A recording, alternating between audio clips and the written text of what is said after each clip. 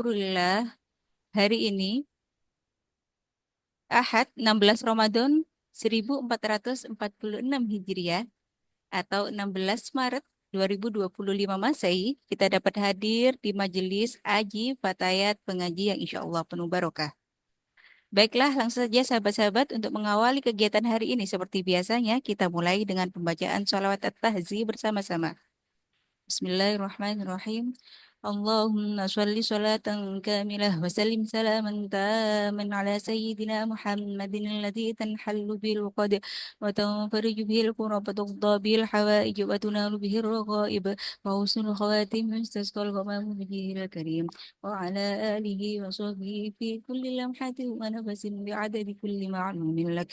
Allahumma sholli sholatan kamilah وسلم سلاما تاما على سيدنا محمد الذي تنحل به العقد وتنفرج به الكرب وتقضى به الحوائج وتنال به الرغائب وحسن الخواتم يستسقى الغمام بوجهه الكريم وعلى آله وصحبه في كل لمحة ونفس بعدد كل معلوم لك. اللهم صل صلاة كاملة وسلم سلاما تاما على سيدنا محمد الذي تنحل به العقد وتنفرج به الكرب وتقضى به الحوائج وتنال به الرغائب وحسن الخواتم تسقى الغمام وجهه الكريم وعلى آله وصحبه في كل لمحة ونفس بعدد كل معلوم لك برحمتك يا أرحم الراحمين. Terima kasih sahabat-sahabat. Rabbi zidni ilma warzuqni fahma. Rabbi shrahli sadri wa yassir li amri wahlul 'uqdatam min lisani yafqahu qawli. Semoga kita hari ini ditambahkan ilmu yang bermanfaat, dimudahkan faham dan ilmunya barokah bermanfaat sehingga kita dapat mengamalkannya. Untuk berikutnya langsung saja memasuki sesi pengajian, yakni pengajian kitab Safinatun Najah yang akan dikaji oleh sahabat kita, yaitu sahabat Neng Haja Uswah Syauqi SHI MPD dengan bab Fasul Isti'anat atau bab tentang meminta pertolongan dalam bersuci, kemudian dilanjutkan satu bab lagi yaitu bab zakat. Oleh karena itu Oke, kepada sahabat-sahabat nanti ketika ada pertanyaan bisa langsung saja ditulis di chat atau open mic ketika sesi pertanyaan nanti. nggih, Semoga matur Neng nuwun. Uswah Matur dipersilahkan. nuwun ningku, ning Yaya. Oke, Ya sama-sama. Allah, ngapunten niki kedistraksi dengan ngurusi PJ live IG. Sekedap neng, wait Eh, nyuwun mboten apa waktunya niki satu hujannya menitan, nggih. deras juga kula nggih rati-rati mboten. Nggih, siap nih. Nggih niki kula sekedap bikin caption sekedap untuk live IG Nawaning Nusantara nggih. Nah, niki kali kula sambi buka kalian Zoom nggih.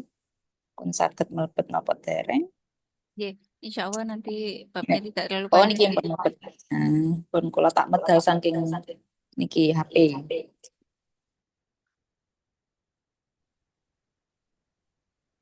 Ya untuk sahabat-sahabat dimohon bantuannya untuk share-share biar jamaah kita makin banyak yang join. Monggo Nek Uswa. Yap, nggih. Assalamualaikum warahmatullahi wabarakatuh. Bismillah, alhamdulillah. Wassalatu wassalamu ala rasulillah sayyidina wa maulana wa habibina wa syafi'ina wa qurrati a'yunina Muhammad sallallahu alaihi wasallam wa ala alihi wa ashabihi wa man tabi'ahum bi ihsani ila yaumiddin. Rabbi shrah li sadri wa yassir li amri wahlul 'uqdatam min lisani yafqahu qawli amma ba'du. Kepada yang sama-sama kami hormati Ketua PC Fatayat NU Kota Mojokerto, sahabat Dewi Al-Hajar. Kepada yang sama-sama kami hormati pengurus harian, pengurus seluruh pengurus, koordinator ataupun lembaga dan juga bidang. Pada yang kami hormati seluruh pengurus PC, PAC, ranting yang bergabung, Asatidz Ustadzat yang sampun bergabung juga. Alhamdulillahirabbil alamin wancine kula. Tapi niku niki sik patos-patos iso sik kait dolek anu napa dolek kitab, dolek referensi. Pun Alhamdulillahirabbil alamin melanjutkan ngaji Safinatun Najah pertemuan ini yang ke-16 G. Tawasul Neng. Kedah. Oh, nggih dereng tawasul ta. Ya Allah, Nggih. nggih. La hadratin Nabil Mustafa Muhammad. Sik, solawat kalian salam mugi-mugi senantiasa tersampaikan kepada junjungan kita Kanjeng Nabi Muhammad sallallahu alaihi wasallam. Ila hadratin Nabil Mustafa Muhammadin sallallahu alaihi wasallam wa ila hadratis sultanil awliya Syu'abdil Qadir al-Jilani radhiyallahu an wa ila hadratil Syekh Asif bin Barakah radhiyallahu anhu wa ila jami'il muslimin wal muslimat wal mu'minin wal mu'minat al ahya'i minhum wal amwat wa ila walidayna warhamhuma kama rabbayana shighara khususan ila mu'allifi hadzal kitab Laumul Fatihah. A'udzu billahi minasyaitonir rajim. Bismillahirrahmanirrahim. Alhamdulillahirabbil alamin arrahmanir rahim maliki yaumiddin. Iyyaka na'budu wa iyyaka nasta'in. Ihdinas siratal mustaqim, siratal ladzina an'amta 'alaihim ghairil maghdubi 'alaihim waladdallin. Amin. Bismillahirrahmanirrahim. Qala musannifur rahimallahu taala wa nafa'ana bi ulumi daraini. Amin. Faslun utawi ikilah fasal al isti'anatu utawi piro-piro hukumi isti'anah iku arba'u khisalin papat piro-piro tingkah bahatun suci iku mubah utawa wenang khilaful aula lan mulayani kautamaan makruhatun lan makruh wa wajibatun lan wajib. Ki menjelaskan tentang al isti'anah. Isti'anah niku napa? Ki berasal dari kalimat isti'anah yasta'in ditambahi sin dan juga tak. Iki artinya untuk pertolongan, nggih, meminta pertolongan. Atos gofaro niku kalimat asale nggih, gofaro maknane nyepuro. Istighfaro dadi nyuwun sepuro. Nah, ini nggih ngoten al isti'anah, ista'ana yasta'inu isti'anah ketambahan ziyadah sin dan juga tak niku maknai menjadi meminta litulab nggih faedahe litulab. Maka yang dimaksud di sini al isti'anah itu adalah utawi piro-piro hukumin jaluk tolong atau meminta pertolongan. Nah, bab isti'anah niki nggih kados terakhir nggih. Nggih. Bab isti'anah ini mengapa ditaruh yang paling akhir setelah bab yang pertama di dalam kitab fikih Safinatun Najah, yakni bab toharoh dan juga bab sholat. Kenapa kok ditaruh di akhir? Ya karena memang namanya ibadah itu nggih. Ibadah itu adalah ibadah yang sifatnya vertikal, nggih, hubungan dengan Allah itu kalau bisa itu dikerjakan dengan sendirinya. Gitu. Kalaupun meminta tolong, oke, kalaupun meminta tolong itu harus ada sebab-sebabnya. Nah, kalau di sini arba'u khisalin. Jadi seperti contoh yang sebelumnya, nggih, ibadah-ibadah yang dijelaskan di dalam kitab ini, yang sebelumnya pertama adalah toharo atau bersuci yang mencakup keseluruhan tata caranya, kaifiyahnya, lalu sholat ya, termasuk keseluruhan dan juga tata caranya, jenis-jenisnya, waktu-waktunya. Nah, ini kalau bisa itu dilakukan sendiri karena ini hubungannya dengan Allah. Maka tidak boleh meminta tolong. Nah, minta tolong itu hukumnya ada empat di dalam beribadah. Nopo mawon, satu mubahatun, mubah. Mubah itu boleh, ya. Jadi hukum ini kan wonten kathah, wonten hukum haram, mubah, wajib, sunnah. Nah, kemudian ada, tapi kalau isti'anah ini ada empat tingkah atau empat tempat, nggih. Satu mubah, dua khilaful aula. Khilaful aula itu adalah atasnya makruh. Ngoten. Jadi tidak sampai makruh, tapi nulayani keutamaan. Artinya lebih baik tidak dilakukan, lebih baik ditinggalkan. Ngoten. Kalau makruh itu kan ketika ditinggalkan itu mendapatkan pahala. Ketika dilakukan tidak berdosa. Tapi kalau khilaful aula itu hanya lebih baik ditinggalkan tenawon. Tidak sampai menjadikan itu ketika ditinggalkan itu mendapatkan pahala itu mboten. Jadi lebih lebih dari makruh. Katanya tidak sampai makruh, tapi di antaranya makruh. Nopo khilaful aula atau nulayani kautamaan atau meninggalkan yang utama. Lebih baik tidak dilakukan. Tapi kalau ini wa makruha dan ada juga hukum makruh ketika kita meminta tolong dalam beribadah. Lalu yang keempat, wajibatun dan wajib. Jadi ada 4 tingkat ketika kita meminta tolong itu hukumnya masing-masing nopo mawon iki dijelaskan oleh Kiai Musonif fal mubahatu mengko utawi mubah nggih. Jadi yang dihukumi mubah ketika dalam ibadah karena ini konteksnya adalah setelah toharoh, setelah toharoh, maka meminta tolong dalam hal bersuci. Nah, ngaten nggih. Jadi isti'anah maksudnya di sini adalah meminta tolong dalam hal ibadah yang maksudnya bersuci.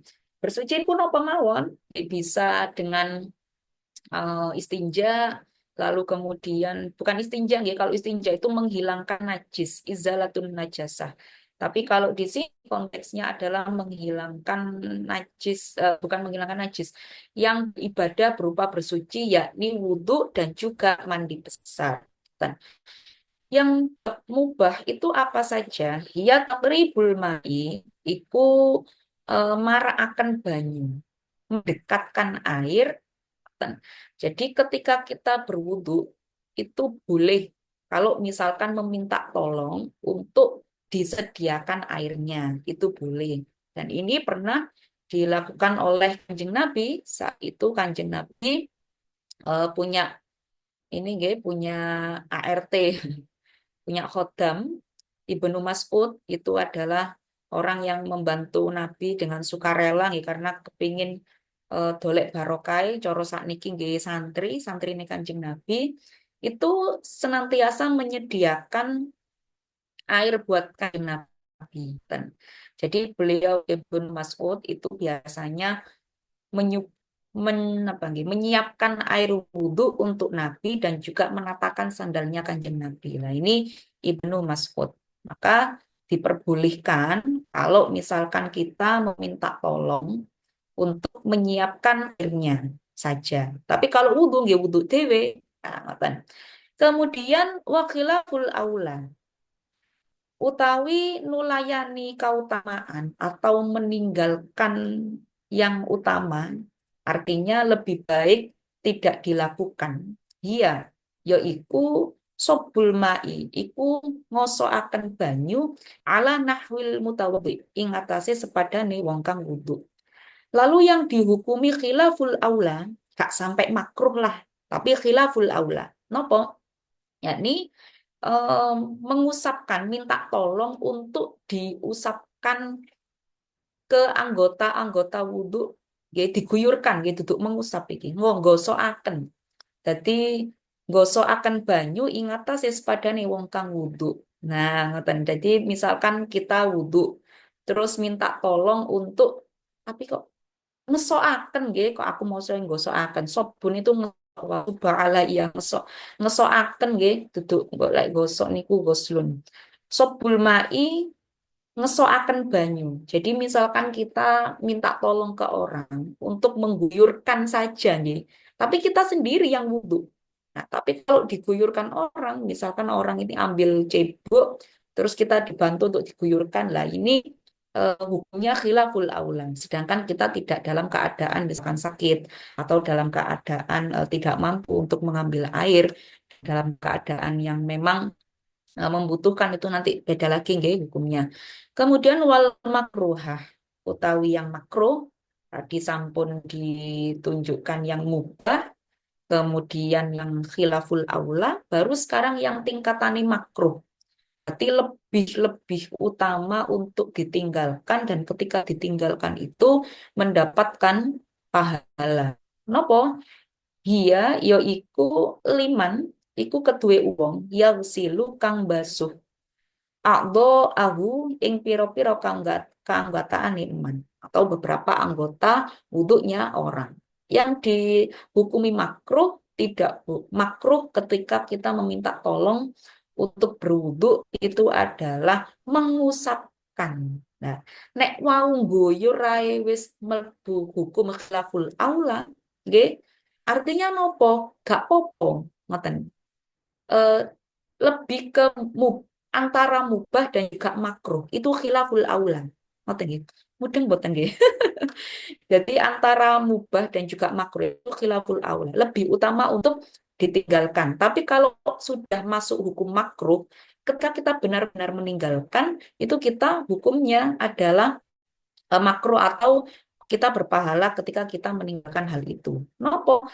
Gosok no lah, minta digosokkan. Misalkan dia manja, misalkan manja. Aduh, males nih gerakan wudhu gitu-gitu aja. Males bikin yang beda, diusapin orang. Misalkan ngoten. Aku tolong ya usapno wajahku. Ngono. Terus kedua tanganku, semua anggota wudhu-wudhuku lah. Niki hukumnya makruh. Dan kemudian yang khilaful aula itu ini balik maling ya. Khilaful aula itu dulu Kanjeng Nabi itu juga pernah melakukan hal itu. Nah, tapi bukan berarti ketika Kanjeng Nabi itu melakukan hal itu, akhirnya nanti dihukumi sunnah ngoten boten. Nah, maksudnya untuk menghukumi bahwa yang ini konteksnya untuk sekarang gila, Kanjeng Nabi kan khawatir kalau misalkan nanti ada orang yang minta tolong untuk diguyurkan air, itu nanti menganggapnya itu adalah sunnah karena Kanjeng Nabi itu pernah melakukan hal itu. Maka pada saat itu memang dihukumi khilaful aula. Tapi khilaful aula itu memang jarang sekali disebutkan jika kita menemui hukum-hukum fikih nggih. Kalau hukum fikih itu yang biasa ada nggih makruh, wajib, kemudian haram, sunnah gitu. Tapi yang khilaful aula itu sangat jarang lah. Tapi khilaful aula itu ada di bab isti'anah atau meminta tolong untuk bersuci, untuk beribadah atau bersuci. Kemudian yang makruh niku wau nggih minta diusapkan koyo wau wis rasen aku sampean usapno kok lah niki boleh tapi makruh. Kemudian wal wajibatu utawi dihukumi wajib hiya ya iku lil maridi iku kedue wong loro indal ijzi nalikane apes. Jadi yang wajib itu untuk siapa? Untuk orang-orang yang sakit ketika dia tidak mampu. Ajzun niku tidak mampu. Ya. Jadi kalau misalkan dia orang yang sedang sakit, nggih, terus ngoten-ngoten niku gak kuat, misalkan gak kuat digawe ngangkat banyu, misalkan tangannya sakit, nggih, linu atau apa, atau kecekluk, kecetit dan lain sebagainya, pokoknya hubungannya kali persendian, pertulangan, yang itu tidak mampu, indalah ijzi, nggih, yang tidak mampu seseorang itu untuk melakukan wudhu dengan dirinya sendiri, maka wajib meminta tolong kepada orang lain untuk mewudukan. Nah, kemarin enten sing tangleten kula ketika kula membahas tentang wudhu, ngoten nggih. Ketika kula membahas tentang wudhu enten sing tanglet kalau orang yang abilitas pripun lah, kan kula bilang lah memang harus nyari orang, tuh memang wajib harus mencari orang. Bahkan kalau misalkan karena itu wajib, nggih, karena sholat itu dengan menyempurnakan toharoh itu wajib, maka kalau misalkan seseorang itu tidak mampu, nggih, maka harus mencari orang yang mau untuk mewudukan dia atau membantu dia untuk berwudu, baik itu mengusapkan, mengguyurkan dan lain sebagainya, nggih. Baik itu kelasnya sobun utawa ghuslun, ngoten. Maka itu wajib. Tapi kalau misalkan tidak ada orang yang mau, maka harus membayari orang. Misalkan manggil orang satu khusus karena dia ini disabilitas, ngoten nggih. Ini sebenarnya enten tenggene fikih disabilitas, teman-teman. Kula pernah juga mengikuti seminarnya nggih khusus pakai disabilitas. Bagaimana disabilitas itu kan ada banyak, gitu, enten disabilitas mental, wonten disabilitas fisik. Nah, disabilitas fisik ini bisa juga orang yang misalkan tunanetra kan tidak bisa melihat dan tidak tahu di mana letak-letak air, terutama tidak tahu air ini air najis atau air suci, apakah air ini sudah dua kola atau tidak, apakah air ini kejatuhan najis atau tidak. Nah, ini orang-orang tunanetra, lah itu maka dia bisa meminta tolong kepada orang lain yang bisa untuk membantu dia menyempurnakan toharohnya. Kan? Kalau misalkan tidak ada yang mau, aku bayar rono lah, ini harus membayar. Tapi kalau misalkan dia juga tidak mampu untuk membayarnya, misalkan ngapunten, nggih disabilitas, tapi nggih mboten mampu secara finansial, tidak ada support system dari orang-orang di sekelilingnya. Lah ini maka dia sudah eh, sholat nggih semampunya, kemudian wudhu nggih sawontene berdasarkan dzonnya dia, wala batu dzon. Jadi kuatnya prasangkanya dia. Misalkan orang yang tunanetra niki kan sampun semerap nggih kemana arahnya ke kamar mandi, kemudian oh ini karena sudah terbiasa misalkan tunanetra dari kecil, tapi dia sudah tahu tempat-tempatnya, oh ini kamar mandi, ini tempatnya air. Tapi ketika dia tidak tahu ternyata airnya itu kejatuhan batang tikus misalkan, terus nggak sampai 2 kolah, nah kan hukumnya jadi najis. Nah, maka kemudian dia wudhu, maka dia sudah terbebas atau dimakfu dari perkara yang membatalkan sholatnya dia atau perkara yang membatalkan wudhunya dia karena tidak sempurnanya ketika toharoh dengan adanya ketentuan dia ini disabilitas. Ngoten. Lalu kalau misalkan orang yang disabilitas niki fisik, fisik tadi kan wuto, tapi alatnya alatnya maksudnya anggota tubuhnya ini masih komplit. Lah, kalau disabilitas yang misalkan ada orang ngapunten habis eh, pemotongan apa amputasi apa sih? Amputasi enggak ya. Misalkan orang ngapunten naudzubillah kecelakaan, kemudian terpotong anggota tubuhnya ngoten niku, misalkan kedua tangannya terpotong, maka ini boleh nggih, boleh meminta tolong kepada orang. Tapi kalau misalkan keterbatasannya dia ini masih bisa nggih. Misalkan dia kedua tangannya diamputasi karena kecelakaan atau hal lain atau memang cacat lahir. Maka kalau misalkan dia bisa memutar air kran itu dengan kakinya, maka lebih baik dengan kakinya. Ngoten. Kalau misalkan tidak bisa dengan kakinya, maka dia wajib untuk meminta tolong. Lalu bagian mana tubuh-tubuh yang harus dibasuh ketika ini adalah orang yang disabilitas, maka bagian yang sesuai, misalkan terpotong punten terpotong ini, maka ya dibasuh sampai siku-siku.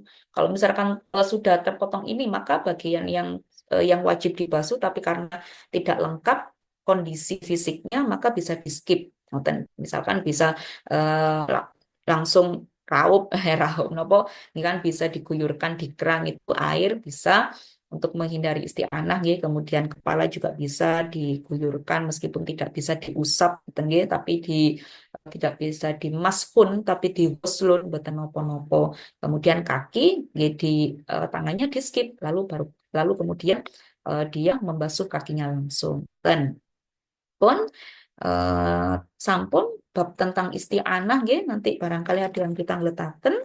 Isti'anah ada pada 4 makruh, wajib, eh, khilaful aula, mubah, khilaful aula, makruh dan juga wajib yang contoh-contohnya sampun kula jelaskan.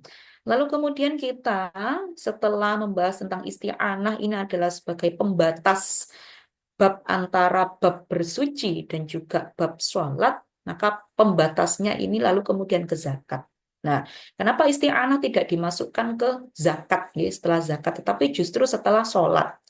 Karena yang ibadah toharoh ataupun sholat itu diusahakan sendiri, nggih. Nah, sebenarnya ada juga, gitu, ini referensi lain, isti'anah itu ada juga pada 2 tempat.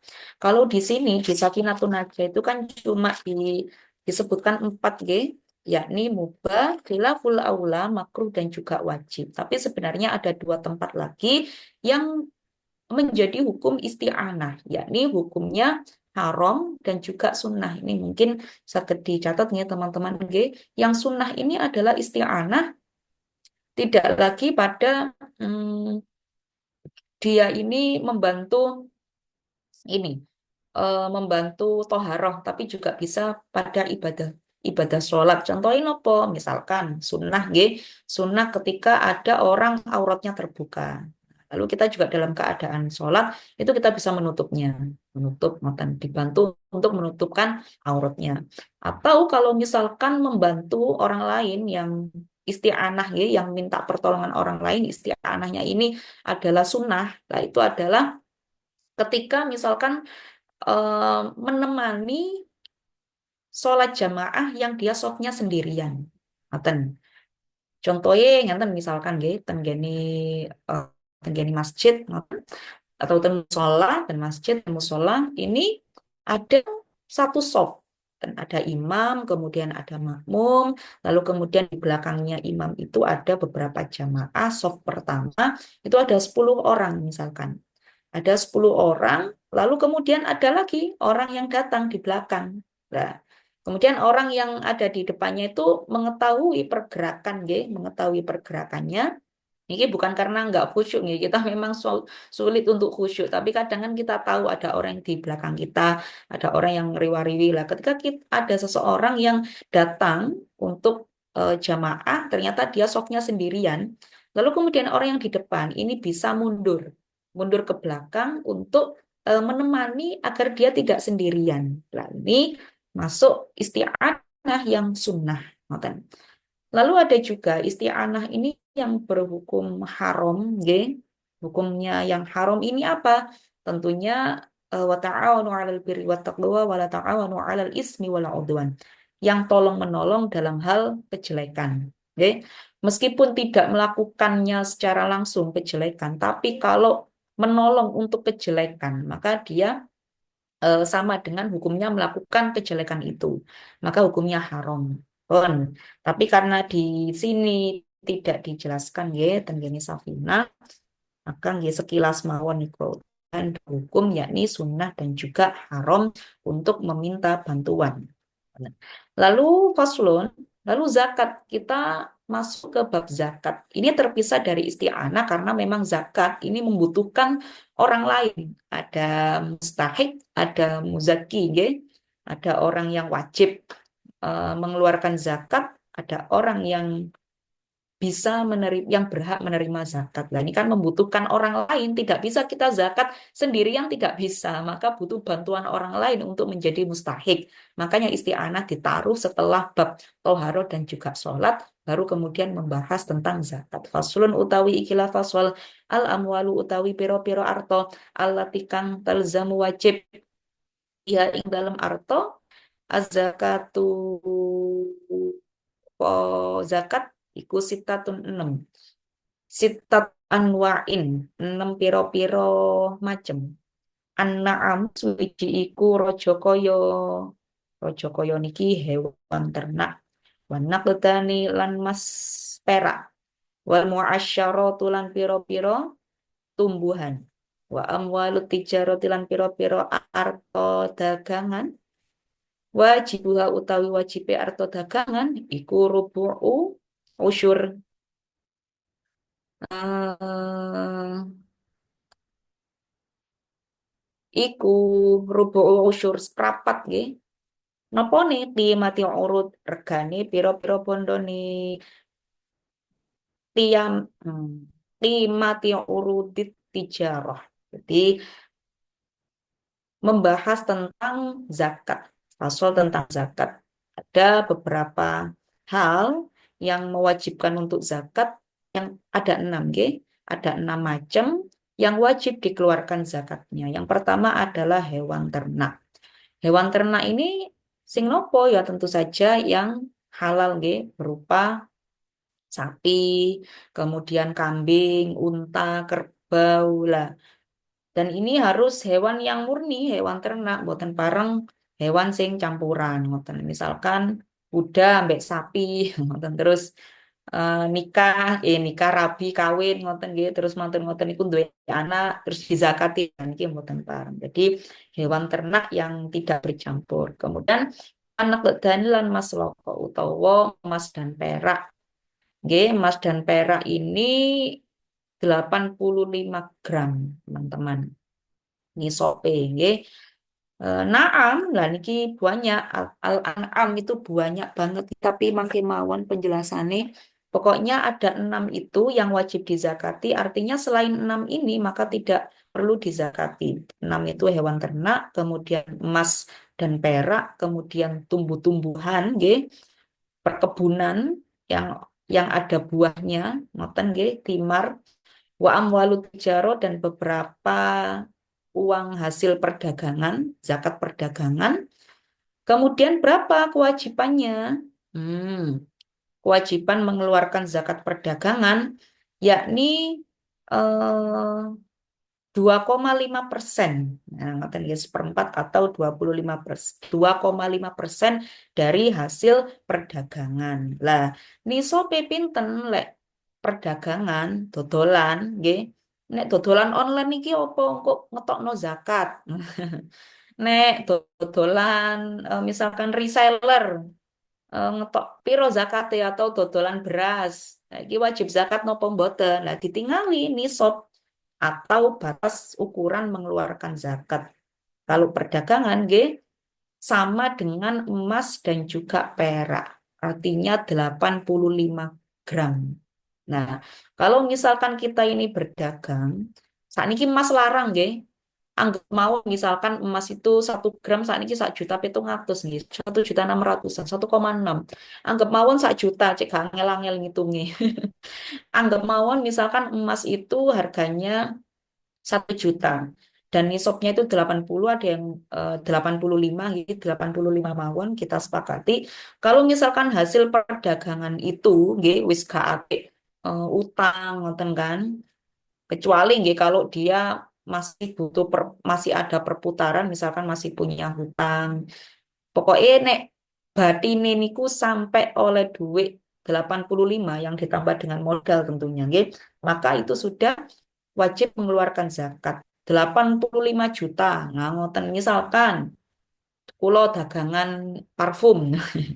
Saulan oleh 85. Wah, niki berarti kula wis kudu ngetokno zakat. Tetapi harus haul nggih atau 1 tahun. Nah, pun 1 tahun itu stagnan sak monten niku, berarti ini wis menyentuh ke 85 juta, maka wajib mengeluarkan zakat. Dan mengeluarkannya itu per tahun. Dan sami dengan zakat fitrah itu per tahun. Beda dengan al-mu'asyarat. Al-mu'asyarat itu pertanian. Nah, ada pertanian yang diairi dan ada yang tidak diairi, ngoten. Dan kalau pertanian, nggih, tumbuhan, perkebunan, pertanian yang padi, itu masuk zakatnya itu setiap panen. Tidak mensyaratkan faul, tapi setiap panen. Terus nopo mawon, warikazu lan artorikas. Nah, rikas ini adalah harta peninggalan. Harta peninggalan orang-orang jahiliyah. Berarti harta karun, nggih, istilah itu harta karun yang terpendam di dalam tanah dan ini adalah pada zaman pra-Islam atau pada masa jahiliyah. Wal ma'dan lan arto tambang. Jadi bedanya rikas dengan makdan atau tambang niku nggih. Kalau rikas niku wau harta karun yang berupa emas atau perak, kalau makdan itu yang berupa pertambangan. Dan kemudian faslun utawi ikilah fasol yajibu wajib opo sumu Ramadan apa bulan Ramadan bi ahadi umuri khamsatin. Kelawan salah sijine pira-pira perkara lima. Ahaduha utawi salah sijine perkara lima iku bikamali Sya'ban talatina sebab sempurnane wulan Sya'ban 30 dina. Kemudian fasol yang menjelaskan tentang waktu-waktu yang mewajibkan kita puasa Ramadan. Jadi puasa Ramadan itu bisa ditandai dengan 5 hal. Yang pertama itu dengan sempurnanya hitungan 30 hari bulan Sya'ban. Nah, ini yang biasanya dipakai oleh teman-teman kita atau saudara-saudara kita di Muhammadiyah. Hisab, istilahnya adalah hisab. Kalau Nahdlatul Ulama itu biasanya pakai Ru'yatul Hilal, nanti ada keterangannya. Tapi kalau teman-teman di Muhammadiyah itu pokoknya lek bulan Sya'ban iki wis jangkep 30, berarti sisuke iku wis termasuk masuk 1 Ramadan. Ngoten. Maka itu boleh dan sah. Ngoten nggih. Kemudian wasaniha utawi kapindhonil saking limo iku biru yatil hilali sebab weruh ning ningali hilal. Jadi melihat hilal ini juga menjadi salah satu penyebab masuknya salah satu tanda masuknya bulan Ramadan. Tapi lek zaman saat ini ku tanda-tanda masuknya bulan Ramadan itu dengan adanya iklan sirup marjan. Tapi buatan gaya yang pertama hilal, yang kedua ru'yatul hilal. Lah ru'yatul hilal ini biasanya dilihat di tempat-tempat nggih di titik-titik tertentu mboten saged nanggone ngarepe kene nang Al Azhar baru ndelok hilal nggih mboten saged. Biasanya itu ru'yatul hilal dilihat di pegunungan atau di tengah laut nah, atau titik-titik yang mana seseorang bisa melihat hilal. Fi hakiman ing dalam hae wong ro'a kang weruh ing hilal ten nggih wa ingka nafasiqon senajan ono sing melihat hilal itu adalah orang yang fasik. Jadi masuknya waktu Ramadan itu adalah ru'yatul hilal. Ketika bisa melihat hilal. Meskipun orang yang melihat hilal itu adalah orang yang fasik. Fasik niku nopo? Enten fasik besar dan ada fasik kecil. Ngoten. Fasikun itu adalah orang yang berbuat kerusakan, orang yang tidak patuh terhadap perintah Allah dan cenderung meninggalkan perintah-perintah Allah. Nah, orang yang syirik niku termasuk wong sing fasik juga.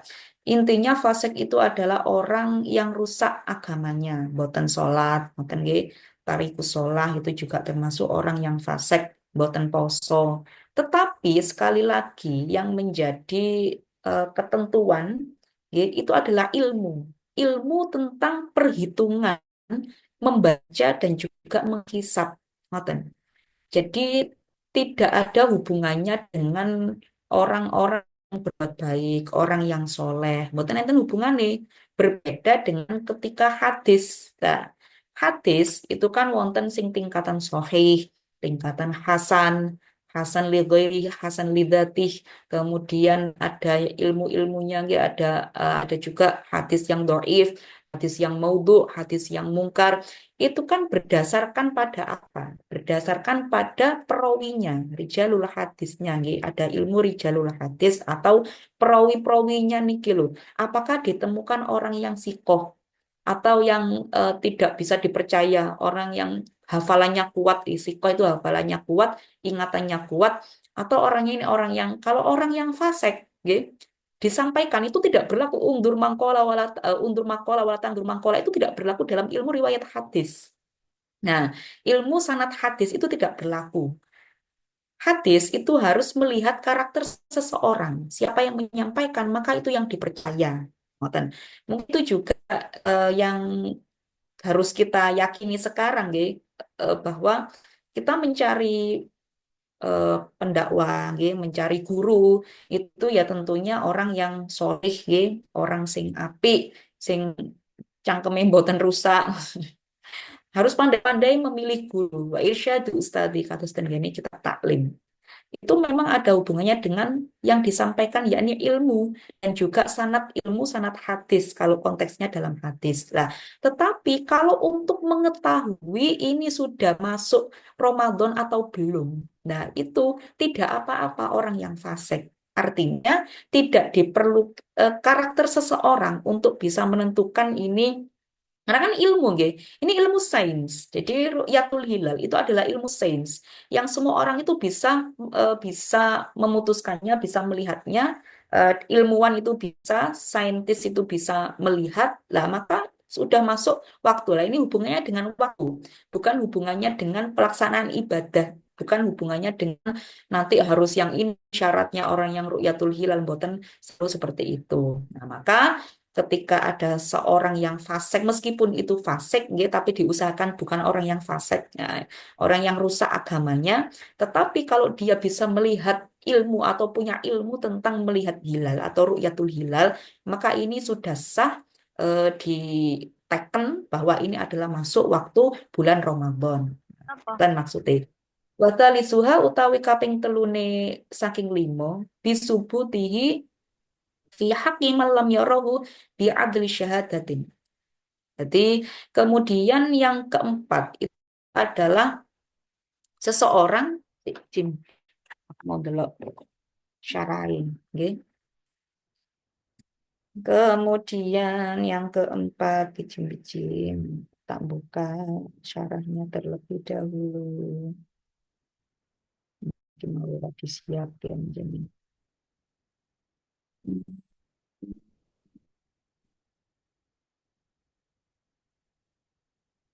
Bentar ya, Besti. Nah, niki. Nah, yang keempat adalah informasi dari orang yang adil. Nah, ngaten. Informasi dari orang yang adil. Adil niku lek tenggene kaidah fikih itu orang yang bisa menempatkan mana yang orang yang tidak dolim. Nah, ngoten. Jadi tidak hanya bisa menempatkan yang baik dan juga yang buruk, yang adil itu mboten ngoten. Adil itu adalah orang yang tidak dolim. Ngoten. Informasi dari orang yang adil riwayatnya dan dapat dipercaya. Nah, nggih, baik di dalam hatinya benar ataupun tidak, atau tidak bisa dipercaya. Jadi sekali lagi, part ketiga atau poin ketiga dan juga empat. Pokoknya ketika ada informasi, meskipun orang yang keempat ini nggih, yang kriteria masuknya waktu Ramadan kalau satu dua tiga, satu itu orang yang apa melihat yang hisab nggih, yang dan berdasarkan hitungan, lalu yang kedua adalah dengan ru'yatul hilal, yang ketiga adalah melihat hilal yang ditepatkan bagi orang yang melihat hilal. Kalau sing ketiga dereng nggih. Oh nggih, yang ketiga. Ketiga itu melihat hilal dapat ditetapkan bagi orang yang tidak dapat melihat hilal dengan sebab adanya persaksian orang yang adil. Nah, ngoten. Yang ketiga dulu. Meskipun tidak melihat secara langsung hilal, kalau yang kedua tadi kan orang yang melihat langsung hilal meskipun orangnya fasik. Tapi yang ketiga, orang yang melihat hilal, tidak melihat hilal secara langsung, tapi dia dengarkan informasi dari orang yang dipercaya, yang adil. Nah, adil syahadatin. Jadi kalau misalkan nggih, kulo ngoten, mencari info dari teman kulo yang sedang ru'yatul hilal. Ngoten. Piye Cak, wis ketok durung ngoten. Oh wis Mbak, wis anu wis ketok. Lah ini kemudian baru kulo menyampaikan, wis mulai masuk bulan Ramadan lah. Konteksnya pada saat ini kan kalau kita sekarang sudah resmi dihandle oleh eh, Kementerian Agama. Ru'yatul Hilal bekerja sama dengan PBNU. Lalu kemudian setelah itu diumumkan secara resmi dari PBNU kan. Meskipun tidak diumumkan secara resmi dari pemerintah, nanti ada lagi hukumnya yang ditetapkan oleh hakim atau pemerintahan. Misalkan dari PBNU atau dari Nahdlatul Ulama Pusat itu sudah menentukan sudah tampak hilal. Meskipun hanya di beberapa titik, kata sing kemarin itu kan banyak yang tidak nampak, tapi mereka melihat hilal di dua titik. Nek mboten salah di Aceh, yang satunya Temana, ngoten kula lupa. Nah, itu kan sudah bisa menentukan bahwa kita ini sudah memasuki waktu Ramadan. Nah, ngoten. Karena yang kita tahu informasi itu adalah orang yang bisa dipercaya. Nah, orang yang adil, yang persaksiannya ini adil. Dan kemudian warobi'uha bi ikhbari dari riwayatin mausukin bihi sawaun waqa'a fi qalbi sidquhu amla au ghairi mausukin bihi in waqa'a fi qalbi sidquhu. Oh, dua wanita. Jadi yang keempat niki adalah tahu informasi dari orang yang adil riwayatnya bisa dipercaya, nggih, meskipun kalau tadi kan sudah dibatasi tahu informasi dari orang yang adil dan dipercaya. Tapi kemudian poin yang keempat ini dibatasi apa? Ada pembatas, tidak ada pembatasan, baik di dalam hatinya ini benar ataupun tidak. Nah, atau tidak bisa dipercaya karena orangnya ini fasik, tapi dalam hatinya benar. Ngoten. Jadi kita menyangka nih orang yang memberikan informasi ini adalah orang yang adil. Meskipun kita tidak yakin, tapi aku tahu wong iki ngelakoni misalnya tahu mabuk-mabukan wong ki ora tahu sembayang. Nah, tapi berdasarkan penyangkaannya bahwa dia ini adalah orang yang bisa dipercaya, maka itu bisa masuk waktu Ramadan. Nah, kemudian wa khamisuha, yang kelima, bidhunni dukhuli Ramadhana. Ini yang kelima, yang paling terakhir. Jadi ketika yang poin satu eh, tidak bisa, poin dua tidak bisa, poin tiga tidak bisa, poin empat juga tidak bisa, bahkan yang sampai keempat niku wau, kita tahu informasi dari orang yang fasik sekalipun dan kita tidak yakin. Nggih. Maka yang cara terakhir, ini konteksnya contohnya adalah misalkan kita berada di tempat yang jauh dari peradaban. Misalkan kita tersesat di hutan, lalu kita berada menjadi anak ABK, anak anak buah kapal misalkan, ya.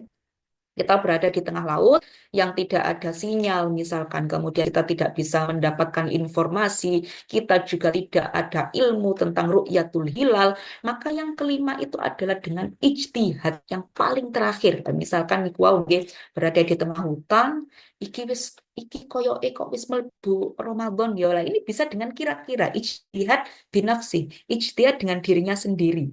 Sekiranya diingat-ingat, dia masuk hutan misalkan gitu, dia masuk hutan itu misalkan, oh aku mlebu hutan ki wulan Rejeb, nek tak hitung-hitung itu iki wis mulai masuk Ramadan iki, gak eling iki tanggal piro, misalkan tidak ada sinyal sama sekali, jam analog juga tidak ada, caranya satu-satunya cara biar dia bisa mengetahui waktu itu hanya waktu-waktu memasuki sholat dengan bayangan yang ditengeri dengan tombak misalkan gitu. Nah, maka cara yang terakhir untuk kita mengetahui bahwa ini sudah masuk Ramadan atau belum adalah dengan ijtihad yang diyakini dengan dirinya sendiri. Lah, ngoten. Misalkan gini, wow, ketok iki aku wis mlebu Ramadan deh, aku nang kene rong wulan.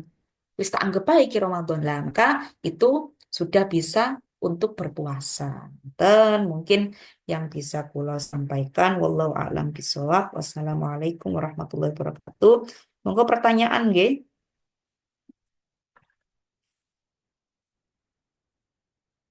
Ning ya ya. Ye, Neng. Kula kembali ke moderator. Nggih. Ye, Alhamdulillah sahabat-sahabat sekalian, sesi pertama sudah rampung, ye, sudah selesai. Hari ini kita dapat tiga pokok bahasan. Pembahasan yang pertama adalah pembahasan tentang tadi adalah hukum meminta tolong ketika bersuci. Itu ada empat, mubah, khilafatul aula, yang ketiga makro, yang keempat wajib. Kemudian pembahasan yang kedua yaitu pembahasan bab kitab tentang zakat. Barang-barang yang wajib dizakati itu ada enam. Yang pertama hewan ternak, kedua emas dan perak, yang ketiga buah dan makanan pokok, yang keempat barang-barang perniagaan, yang kelima barang simpanan, dan yang keenam logam. Kemudian bab terakhir yang sudah dijelaskan oleh Ning Uswa hari ini adalah tentang tadi puasa Ramadan wajib dengan sebab salah satunya dari lima hal sebagai berikut. Yang pertama itu sempurnanya bulan Syakban, yaitu 30 hari bulan Syakban. Yang kedua ru'yatul hilal, yang ketiga menetapkan dengan kejujuran orang yang telah melihatnya dengan catatan orang kejujuran orangnya. Yang keempat informasi atau kabar dari orang yang adil yang bisa dipercaya sesuai kebiasaannya. Dan yang kelima itu dugaan maksudnya Ramadan dengan ijtihad. Itu kesimpulan yang dapat saya sampaikan. Kemudian langsung saja masuk sesi kedua, yaitu sesi tanya jawab. Ye, Neng. Apakah ada dari sahabat-sahabat yang mau ditanyakan? Monggo nih. Monggo untuk Kalau sekarang itu kita nggak perlu ya apa ijtihad, bahkan kita tidak melaksanakan lima hal itu karena kita selalu mendapatkan khobar langsung dari televisi, itu kan sudah canggih. Ngoten. ya sudah ada Zaman eh, semakin canggih jadi lebih bidang-bidang yang memudahkan. ya sudah ada kita bagian-bagian Oke. yang eh, bagian itu gini, terutama di negara kita Oke. ada Menteri Agama dan ada bagiannya sendiri, bagian Royatul Hilal dan bagian Oke. penetapan tanggal bulan Hijriah di Oke.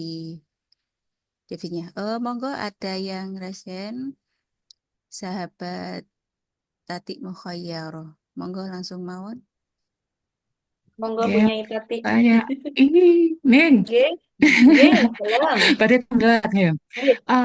Tentang perbedaan awal Ramadan itu kan pasti bisa dipastikan nanti berbeda juga Nggih. di satu Sawal nih. Syawal, Hampir. nggih. Yes, awal hampir bisa Nggih. dipastikan. Memang memang kalau sekarang itu kita dapatkan kabar tadi nih, kabar dari TV, dari pemerintah atau surat Nggih. edaran dari PBNU dan lain sebagainya.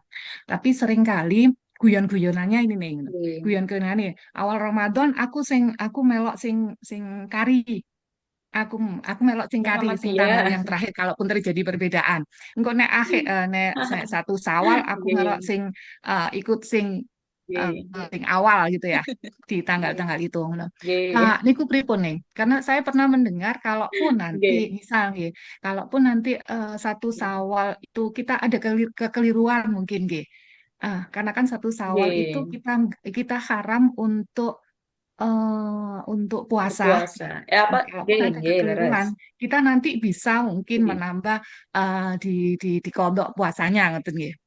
Nggih. Oke, itu pripun ya? Misalnya guyon-guyonannya, engko nek aku poso aku melok sing akhir, engko nek Rioyo aku melok sing kari. Nggih. Nggih. Keliru nggih. Nggih, Siap. nggih. Nggih. Nggih. Ya, pokoknya melok sing enak gini. Nggih. Nggih, pokoknya melok sing enak, Nggih, ngerti. pokoknya sing enak lah. Nggih. Ya, langsung mawon Ibu Pripun Nggih. Swa. pripun nek. Jadi memang harus nggih, kita menetapkan yang mana ngoten kan. Kalau misalkan kita memakai hisab, maka syawalnya juga otomatis mengikuti yang hisab. Lalu kalau misalkan kita penetapan awal puasa itu dengan menggunakan ru'yatul hilal, maka ya kita Syawalnya juga menggunakan ru'yatul hilal. Jadi jangan sampai talfik ya. Talfik itu biasanya untuk ibadah. Ini jangan sampai talfik untuk penetapan bulan-bulan Ramadan dan juga penentuan awal Syawal ngoten. Tapi lek niku biasanya aja nek guyon-guyon tok. Tapi ya wis biasa lah ngoten niku. Wong NU lah senengane guyon ngoten nah. Wong NU gak cuma guyon ngono, kadang ya guyon wayo barang iku. Tapi kan ya gak wani nglakoni nggih aning. Ada ngoten-ngoten iku. Itu rabine tapi yo boten wantun. Yes, begitulah guyonane orang NU. Tapi insya Allah yang ngoten iku mboten enten nggih. Apalagi kalau misalkan dia ikut ru'yatul hilal, mengikuti hisab nggih yang menyempurnakan takmil salatina yauman, lalu kemudian syawalnya mengikuti yang DCI nggih, DCI apa napa? Misalkan puasanya ikut yang ru'yatul hilal, lalu kemudian syawalnya ikut yang hisab ngoten lah, maka ya boten saged niku nggih dosa di sisi orangnya masing-masing karena koyok tala bil ibadah njaluk enake dhewe. Sebenarnya syariat itu memang harus memudahkan, nggih harus memudahkan.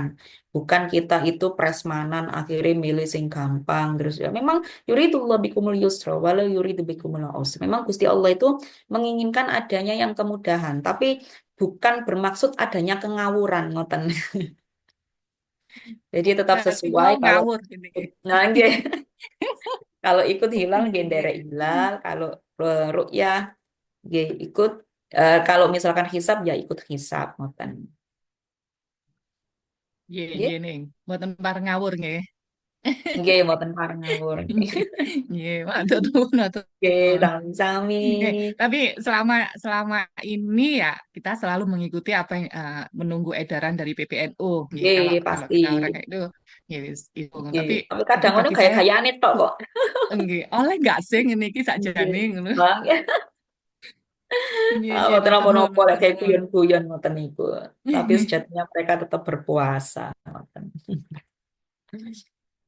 Ya, alhamdulillah sampun mantun pertanyaan yang pertama dijawab dengan jelas dan tegas nggih, mboten angsal, harus mengikuti sesuai apa yang diikuti di awal. Untuk pertanyaan kedua langsung mawon ada pertanyaan di chat melalui chat dari sahabat Aisyah. Yang pertama, ya Nggih. pertanyaannya adalah apa boleh apabila ada keluarga yang sudah meninggal dunia dibayarkan Nggih. zakatnya? Monggo nih Uswah dijawab. Bang. Oh, nggih. Zakat itu untuk sing gadah nyawa nggih, yang memiliki nyawa. Jadi misalkan bayi yang lahir di malam takbir, nah ini eh, wajib dizakati. Atau misalkan bayi yang lahir pada 1 Syawal, lahir ya, jadi dia barusan keluar 1 menit setelah takbir. Nah, ngoten misalkan, lah ini tetap dikeluarkan zakatnya. Tetapi kalau kebalikannya, orang yang meninggal min 1 menit takbir, nah maka dia tidak perlu dibayarkan zakatnya. Ngoten. Tapi ini sama dengan ketika nopo beleh-beleh niki nopo nih Iko. Rio Idul Adha Oh, ya. Idul Adha. Lah, itu Idul Adha niku banyak sekali orang yang mengorbankan, nggih, mengkurbankan ngoten nggih. Jadi tumbas wedhus digawe ibuke sing pun sedo, tumbas sapi didamel, atau didamel keluarganya, misalkan 7 keluarga yang sedo, ditulis jenenge niki niki niki. Sebenarnya itu nggih apa nggih nggih boleh, cuma disarankan ya, bukan disyaratkan. Disarankan ketika kita eh, meng- ketika kita niku wau mbleh gawe kurban, nggih, kurban itu adalah untuk orang-orang yang masih hidup. Bahkan kalau misalkan ada anak bayi dan juga ada ibu yang sudah meninggal, milih dhisik non di kurban, yo tetap lebih utama yang masih hidup. Ngoten senajan itu bayi. Maka lebih baik itu untuk yang hidup. Kalau zakat, nggih mboten saged. Zakat itu kalau sudah wafat, maka dia bebas dari membayarkan zakatnya. Ngoten. Karena zakat kan tazkiyah, membersihkan mereka dari dosa bagi orang-orang yang masih hidup. Tapi kalau misalkan sodako, misalkan mengeluarkan beras nih, tapi bukan niatnya zakat. Misalkan ngetokno beras 3 kilo, tapi niki sodakoh atas nama almarhum bapak atau almarhumah ibu, maka ini boleh. Kalau tidak diniatkan zakat, tapi diniatkan sodako. Oke. Niki untuk hewan-hewan itu kalau sampai dolek iki mau anu nggih, lah ampun, maksudnya gene referensi kata nek unta iku sak menten 5. Dan zakat itu duwikit gene nggih, seduwikit. Bahkan wau sing kula sampaikan, zakat misalkan zakat yang mencapai nisab 85 gram. Misalkan orang ini punya bati bati 100 gram, bati nggih, keuntungan yang senilai 100 gram. Nah kan ini sudah mencapai nisab 85 gram. Itu pun ketika dikalikan nggih, mengeluarkan zakatnya 2,5%. Ini kalau ngetok mek 2,5 juta dari 100 juta. Loh, zakat itu betapa sangat ringan sekali. Zakat fitrah niku juga termasuk 1 sok. Jadi 3 kiloan. Ya, tadi 2,7 3 kilo, ya itu wis saged. Padahal kita 1 tahun ini berkilo-kilo oleh makan. Tapi yang dikeluarkan itu sangat sedikit sekali. Mungkin pun zakat mall sedanten ta. Zakat mall. Zakat mal nggih. Tawaf. Nggih, sampun nggih. Sudah dijawab pertanyaan yang kedua. Bagaimana sahabat Mbak Aisyah? Jawabannya tadi lebih baik boleh mengeluarkan untuk orang yang meninggal diniati buat sodako mawon. Nggih, ngoten nggih. Nggih, sampun jelas matur nuwun nih. Sami-sami cintaku. Oke, alhamdulillah. Kalau tidak ada pertanyaan lagi karena sudah jam 17.04, sudah melebihi di jam kita pada sore hari ini. Oke, Langsung mohon kula monggo tutup. masak. Oke, kalau ada penutup monggo ning Uswa, nek mboten kula tutup. Oke, oke, sampun nih, monggo Sampun. saged Oke, langsung diakhiri. alhamdulillah.